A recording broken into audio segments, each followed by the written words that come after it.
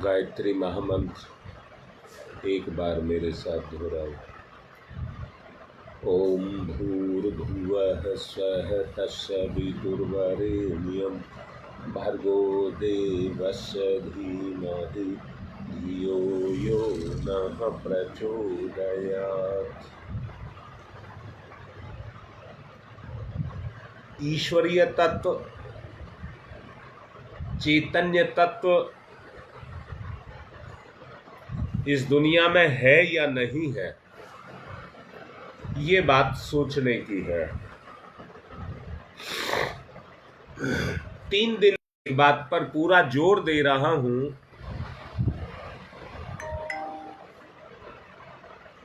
सामान्य शक्ति से तो सामान्य कार्य होते हैं, विशेष कार्यों को पूरा करने के लिए विशेष कार्यों को पूरा करने के लिए विशेष शक्ति की आवश्यकता पड़ती है। अभी मैंने आपसे सवाल किया है, मैं नहीं कह रहा भगवान ना, मैं नहीं कह रहा कुछ भी। मैं तो ये कह रहा हूं ऐसी कोई सत्ता इस दुनिया में है या नहीं है जो मेरे अलावा है, जो मुझको भी चला रही है और दुनिया के सारे जीवों को चला रही है।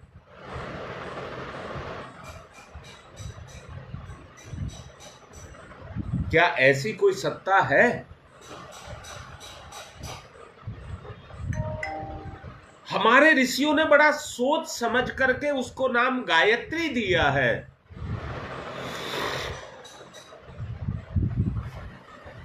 क्या वो गायत्री हमारे अंदर है और हमें चलाने के लिए वो गायत्री हमारे साथ अपने संबंध को जोड़े हुए है?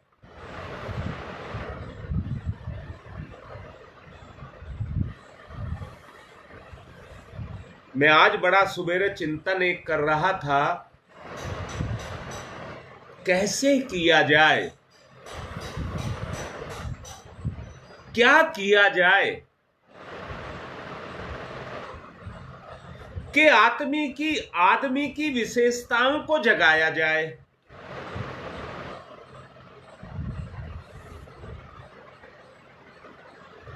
मैंने कई उदाहरण आपको दिए, जैसे 2 पहलवानों का उदाहरण दिया। दोनों में से जीतना तो एक को है, दोनों में से जिसकी विशेषता ज्यादा होगी हाँ योगेश, मैं भी ये कह रहा हूं। अच्छा, एक बात और समझने की है इसके साथ, जो सृष्टि का संचालन कर रही है वो शक्ति जो सृष्टि का संचालन कर रही है, क्या उसके लिए ये खेल है, ऐसे ही चल रहा है? क्या उसके सामने कोई दिक्कत नहीं है?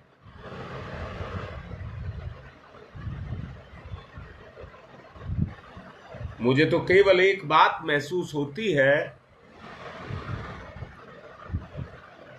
कि उसने किसी भी दिक्कत के सामने झुकना नहीं सीखा। वो हमेशा एक सत्य के मार्ग पर ही चलता है, वो मार्ग जो उसने खुद हमारे लिए बनाया है, अपने लिए भी बनाया है। ऐसा नहीं है उसका रास्ता अलग है और हमारा रास्ता अलग है।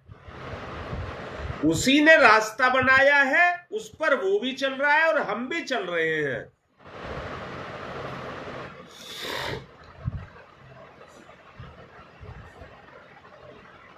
जो उसके बनाए रास्ते पर चलेगा, या ये कहिए जो संसार में अपने द्वारा बनाए गए रास्ते पर चलेगा, वो मार खाएगा कि नहीं खाएगा?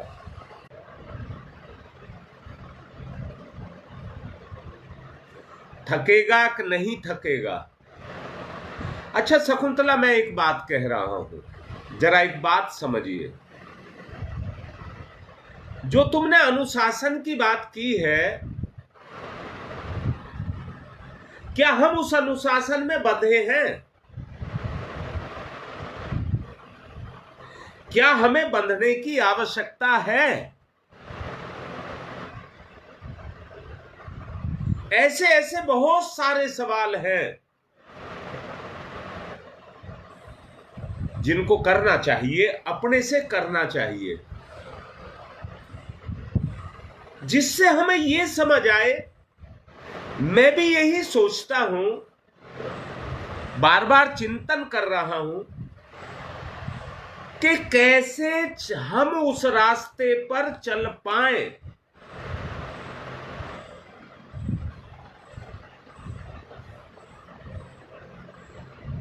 तो बेटा एक बात योगेश निकल के आती है, चलिए तुम्हारी ही बात मान रहा हूं।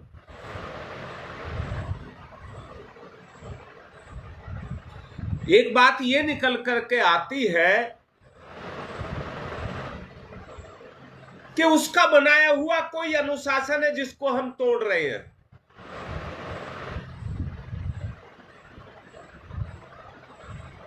हाँ, यही बात कह रहा हूं बेटा, एक अनुशासन है जिसको हम तोड़ रहे हैं। अब ऐसे हम में से कितने हैं जो कहे ना परंतु माने?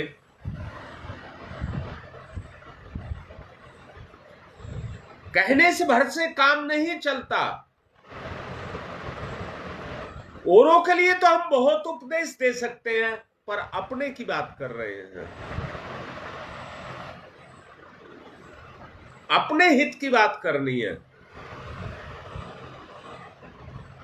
अच्छा एक बात आप लोगों को महसूस होती होगी, हमारे पास जो क्षमता है, जो ऊर्जा है, वो हमारे पास कितनी है?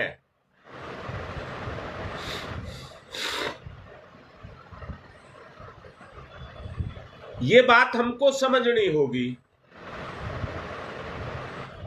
कहीं ऐसा तो नहीं कर रहे कि शरीर के गुजारे भर की बात को सोचते हो।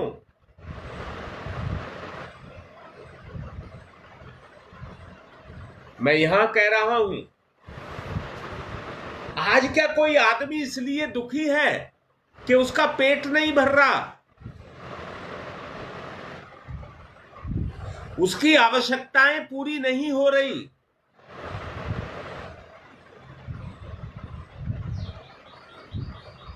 शायद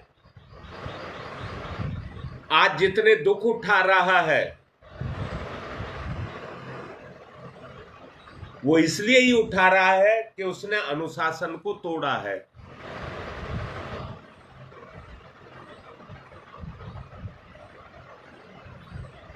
उसने अनुशासन को तोड़ा है।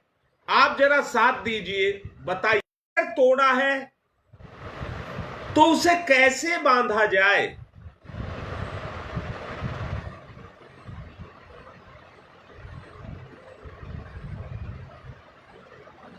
हाँ बेटा, ये भी बात सही है। इंद्रियों में इसलिए खर्च हो रही है, हम इंद्रियों की पूर्ति में लगे हुए हैं। हम इंद्रियों की पूर्ति करने में लगे हुए हैं, अर्थात जितनी ऊर्जा को हम समेट रहे हैं वो सब हमारी इंद्रियों में जा रही है। अब मैं यहां एक बात कहूंगा, एक करना पड़ेगा या नहीं, जरा इस पर सोचिए। अपनी सोच, अपना चिंतन, ये तो सब आदमी अपने लिए कर रहा है। वो जो प्रबुद्ध वर्ग आए वो केवल अपने स्वार्थ के दायरे में ना रह करके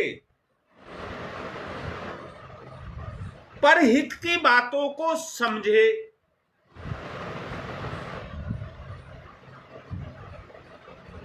हां शकुंतला, मेरी बात शायद आपको ठीक लग रही होगी। हम सलाह कर रहे हैं कि एक प्रबुद्ध वर्ग को खोजा जाए जो प्रचारात्मक, रचनात्मक और संघर्षात्मक गुणों को पैदा कर सके। प्रचारात्मक, भगवान की शक्ति के बारे में चर्चा करे, जहां भी जाए भगवान की अनुशासन की बात को कहे। कुछ इस तरह के कार्यक्रम बनाए जाएं जिससे समाज की संरचना हो सके।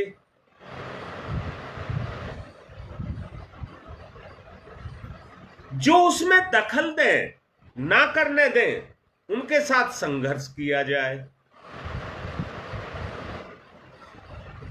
युग परिवर्तन का समय है। एक बात बताओ, जो मैंने समझा है वो आपको समझा रहा हूं।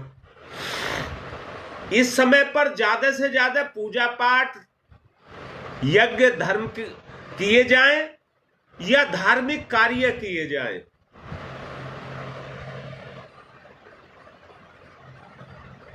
बड़े अच्छे से इस बात को सोचने समझने की आवश्यकता है कि उन प्रबुद्ध वर्गों के व्यक्तियों को कहां लगाया जाए, किस कार्य में लगाया जाए।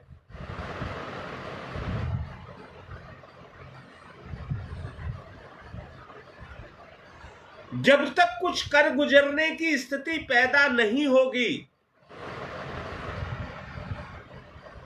तब तक शायद हमारे जितने प्रयास चल रहे हैं वो केवल अपनी सांसारिक, जितनी हमारी सांसारिक आवश्यकताएं हैं, सिर्फ उन तक सिमट करके रह गए हैं। अर्थात हमारी जिंदगी स्वार्थों में सिमट करके रह गई है। एक आवरण चढ़ चुका है, उसके ऊपर एक बंधन लग चुका है स्वार्थ का।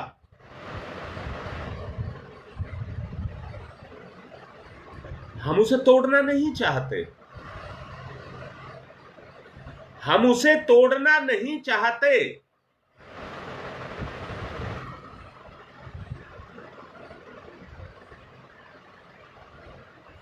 मैं एक बात पूछ रहा हूं और बताऊंगा भी,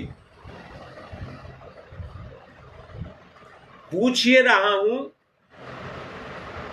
कि हमारी जितनी संपदा है,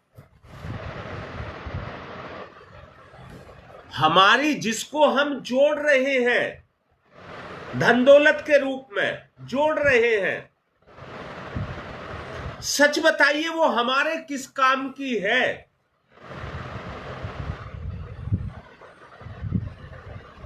ईमानदारी से कहिए, मैं जोड़ने के लिए मना नहीं कर रहा।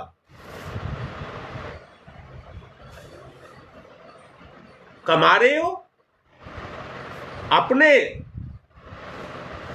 खर्चे में कटौती कर रहे हो और उसको जोड़ रहे हो, परंतु वो हमारे किस काम की है?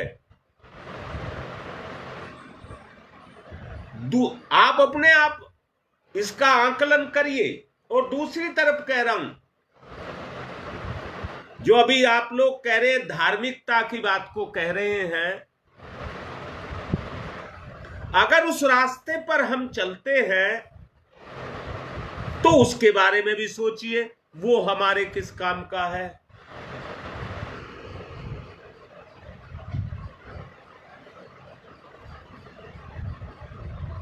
हाँ बेटा, मैं भी योगेश यही कह रहा हूं। भौतिक संपदा और आत्मिक विभूति, इन्हें दो भाग में कर लीजिए। अब ये तोलिए हमारे कौन से काम की है जो हमारे काम आएगी। मुसीबत में दोनों चीज काम आती हैं, परंतु दोनों में आवश्यकता किसकी कितनी है। इस बात पर आए।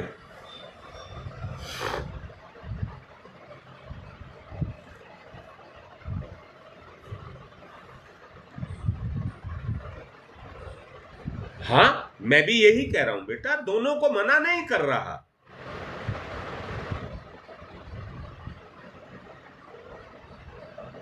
तो मैं ये मान लूं कि हमें दोनों संपदाओं को जोड़ना चाहिए। संसार से संसार की पूर्ति की जाए और आत्मा से परमात्मा की आत्मीयता की पूर्ति की जाए। अर्थात कुछ कार्य ऐसे भी किए जाएं जो आत्मा के लिए हो, उनको आध्यात्मिक या धार्मिक कार्य कहते हैं। संसार की संपदा तो केवल शरीर तक है, परंतु आत्मिक संपदा सदैव है। किस पर जोर दिया जाए?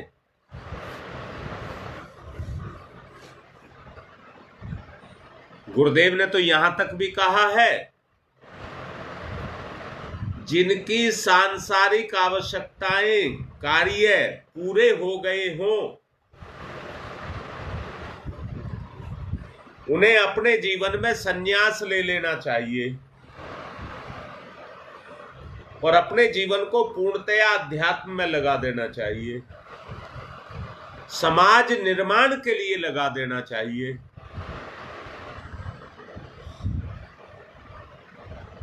सोचिए जरा,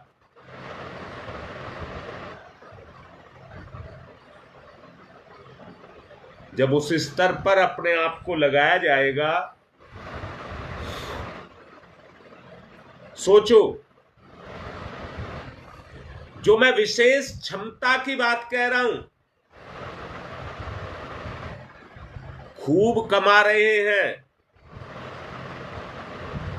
पर घर का गुजारा नहीं हो रहा, आवश्यकताएं पूर्ण नहीं हो रही,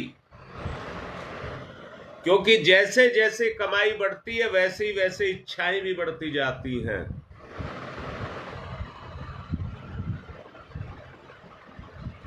सरोज, बात यही कहना चाह रहा हूं।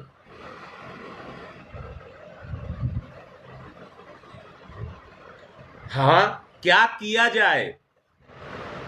मैं तो एक ही बात कह रहा हूं, प्रबुद्ध वर्ग यानी कि समझदार वर्ग, यानी कि जिम्मेदार वर्ग, यानी कि अनुभवशील, उन व्यक्तियों को अपने स्वार्थ के कार्य छोड़ करके परमार्थ के कार्यों में लग जाना चाहिए।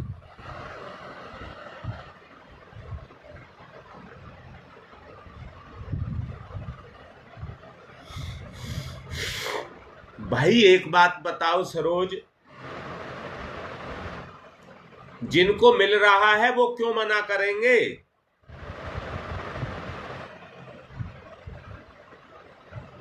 और नहीं मिलेगा तो विरोध करेंगे।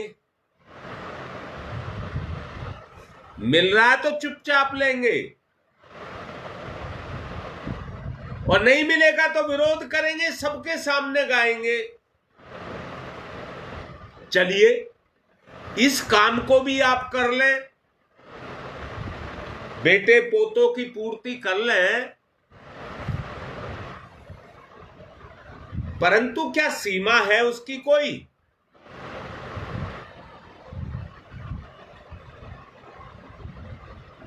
सीमा भी नहीं है उसकी कोई।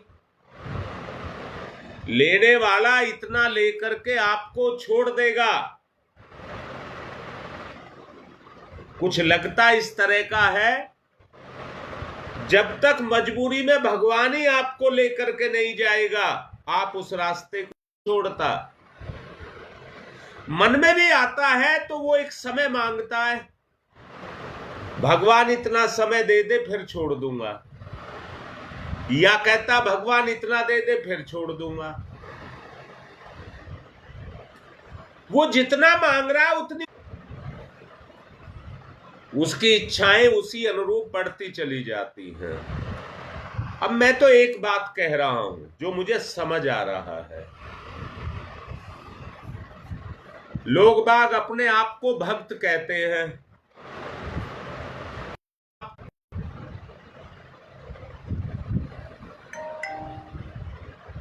और धर्मकारी और धर्मात्मा भी कहते हैं, परंतु सच को एक को देखिए, क्या उससे हमारा कोई लक्ष्य पूर्ण होगा?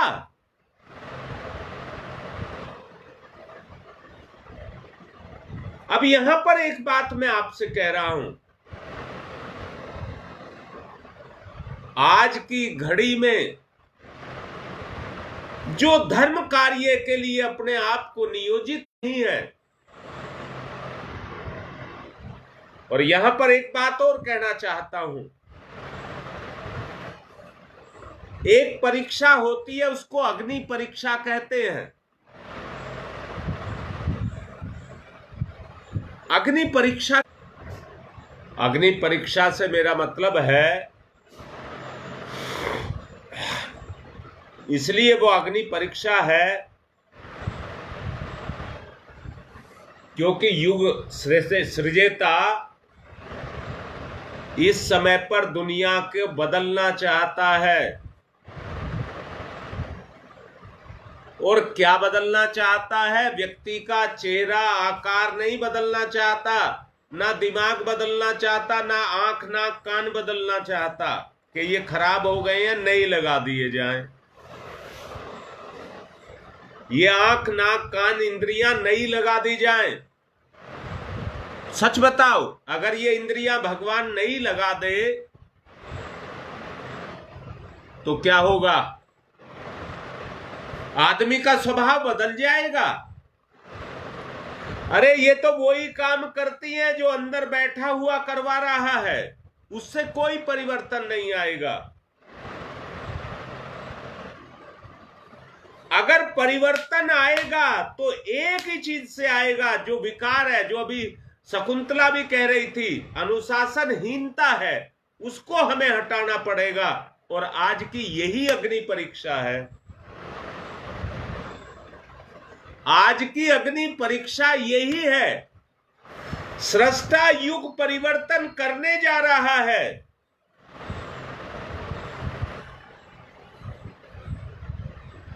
देखिए, परम पूज्य गुरुदेव ने कहा है,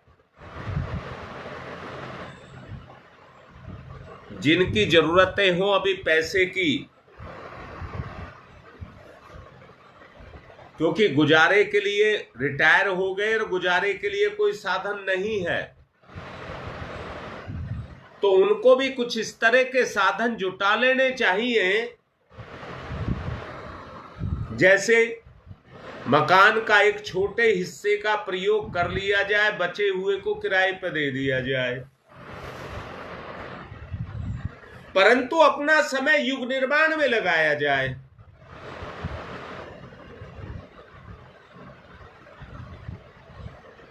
मैंने कहा, शक्ति का एक स्रोत पैदा होगा, आपके अंदर से एक स्रोत पैदा होगा। जब हम संगठित रूप से इस कार्य में जुट जाएंगे, इसलिए कर्म को उस स्तर तक लेकर के जाना है जहां संघर्षात्मक स्थिति पैदा हो जाए, यानी कि अपनी कमियों, अपनी बुराइयों से खुद लड़ने की क्षमता हमारे अंदर पैदा हो जाए। वहां तक हमको जाना है।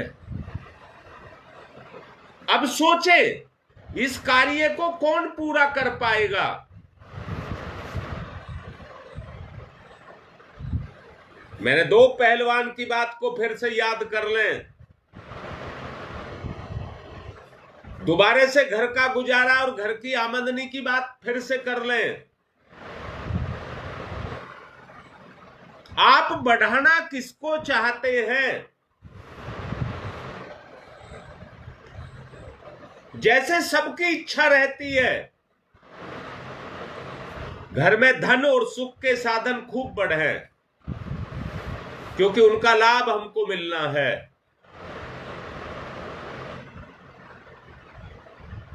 परंतु क्या आदमी ये भी चाहता है कि ये सब साधन मरने तक हैं, मरने के बाद ये सब छूटने हैं, और पता नहीं फिर कब नंबर आएगा, हमें इन साधनों की जरूरत पड़ेगी।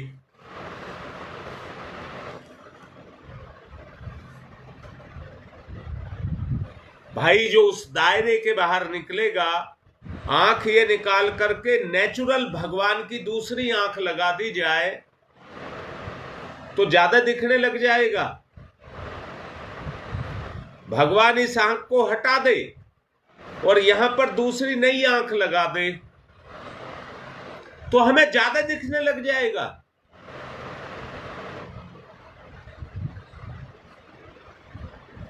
अरे देखने की तो एक सत्ता है, जैसा हमारा स्वभाव है हम वैसे ही हैं।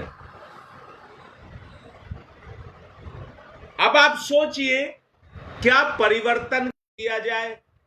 इंद्रियों को बदला जाए या अपने स्वभाव को बदला जाए?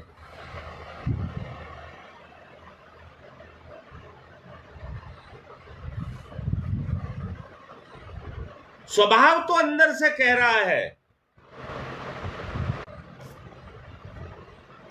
दुनिया में जितने भी सुख हैं उनको खूब भरपूर प्रयोग किया जाए।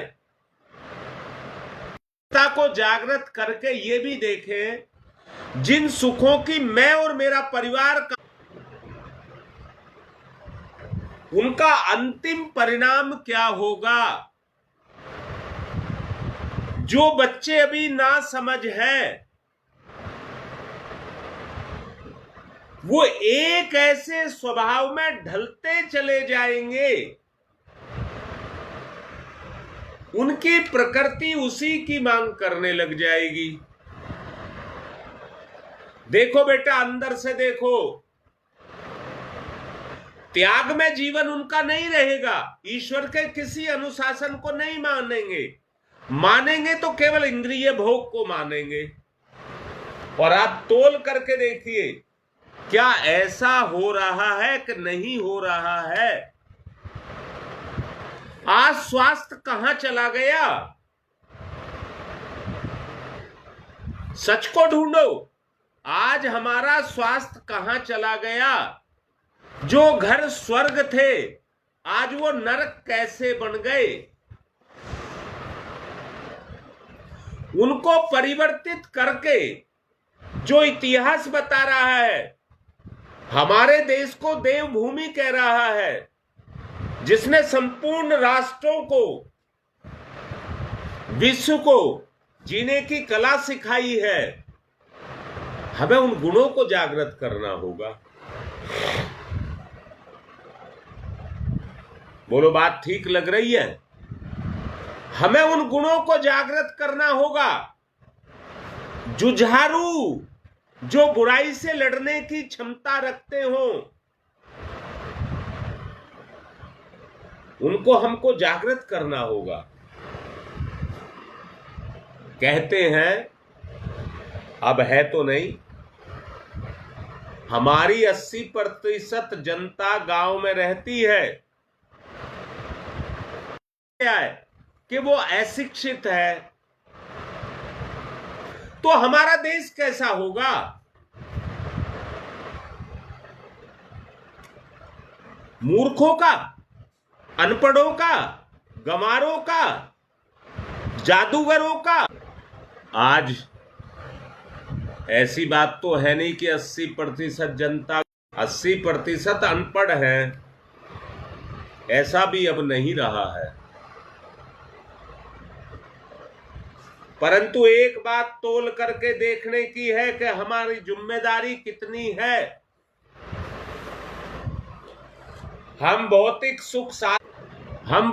सुख साधनों तक आकर के टिक करके रह गए हैं और इसी को अपना सब कुछ मान रहे हैं। ये कमी है जागरूकता की, ये कमी है जागरूकता की। क्या एक अशिक्षित व्यक्ति सभ्य नहीं हो सकता, धार्मिक नहीं हो सकता?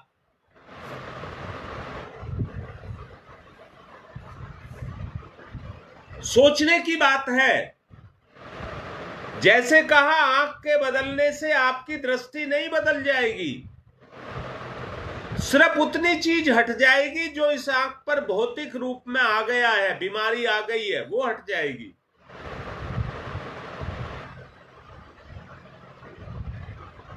व्यक्ति बदल जाएगी तो फिर वैसा ही काम करेगा और वो चीज इसमें विकार फिर जम जाएगा। अगर हम पूर्णतया मुक्त होना चाहते हैं तो एक ऐसा ग्रुप हमको खड़ा करना पड़ेगा जो समाज की हर चुनौती को स्वीकार कर सके और उस पर चलने का सत्साहस दिखा सके। यानी कि जो हो उसे कर्म के रूप में परिणित करके किया जाए। मेरी समझ से तो बात बनती है, वरना बात नहीं बनती।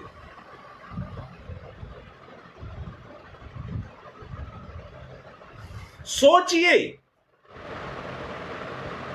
गायत्री जयंती का जो रविवार को प्रोग्राम होगा, मैं आप लोगों को वहां तक इतना मजबूत बनाना चाहता हूं कि कुछ परमात्मा आत्मा की तरफ चलने का कुछ मन बनाया जाए।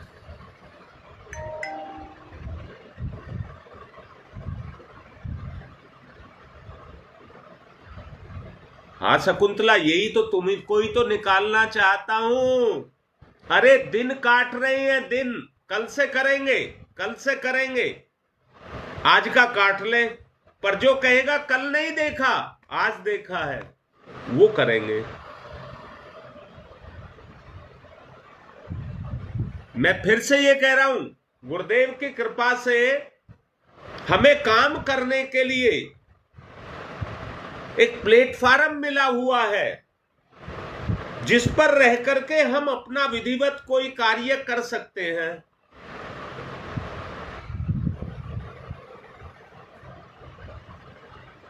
जैसे हमने अपने सूक्ष्म शरीर को जगाने की, जागृत करने की मुहिम छेड़ रखी है। अब सबके सब मिलकर के उस पर ध्यान दें। और मैंने 3 चरण में बोला है, हर कोई कहीं भी जाए तो अपने गुरु की बात करे। ये हो गया प्रचार। दूसरा, उनके निर्माण की बात करे। ये हो गया रचनात्मक। यानी कि बुराई को मिटाने के लिए उसे संघर्ष भी करना पड़े तो करे। अब यहां इतनी बात कह करके अपनी बात को पूर्ण करूंगा। अगले दिनों स्थिति ये पैदा हो जाएगी, महाकाल की इच्छा से एक स्थिति पैदा हो जाएगी कि धन किसी का नहीं होगा। अगले दिनों धन की जो कीमत है वो खत्म हो जाएगी। ऊपर से ही योग आ रहा है। हम क्यों ना अभी से 2026 गायत्री जयंती आ चुकी है, बात को कान खोल करके सुन लेना। अब परिवर्तन धरती पर उतरेगा।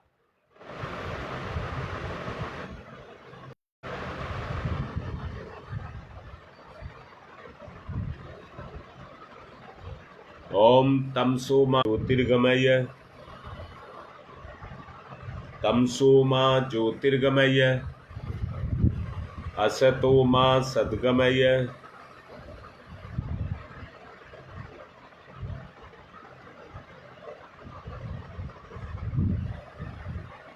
मृत्योर्मामृतं गमय,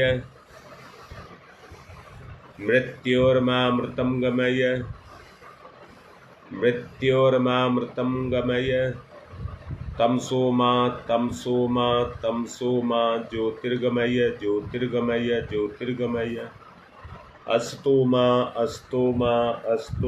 सद्गमय सद्गमय सद्गमय मृत्योर्मा मृतम गमय मृतम गमय मृतम गमय। दोनों हाथ रगड़िए, मुख पर फिराइए।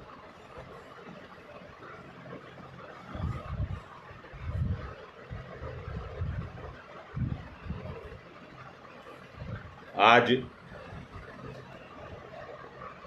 एक परिजन की माताजी का अभी ऑपरेशन है 9 बजे से।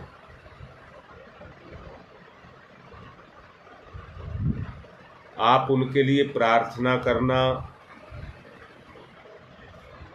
अच्छे से बुढ़ापे का शरीर है, उनका बचा हुआ जीवन सकुशल रहे। दूसरा, ललिता के पिताजी कल से बीमार हैं, आज उनको भी अस्पताल ले जाने की आवश्यकता पड़ रही है, वो भी सकुशल रहे। इनके माता पिता दोनों सकुशल रहे। आज की बात को यहीं विराम दे रहा हूँ और दोबारा कह रहा हूँ, 2 दिन बचे हैं।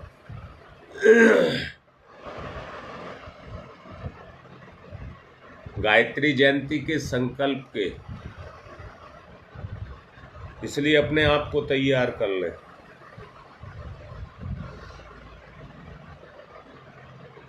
चलो एडमिट हैं, मुझे ये पता जानकारी थी आज एडमिट होंगे, अब एडमिट हैं। इनके लिए प्रार्थना करना। आज की बात को यही पूर्ण करना है।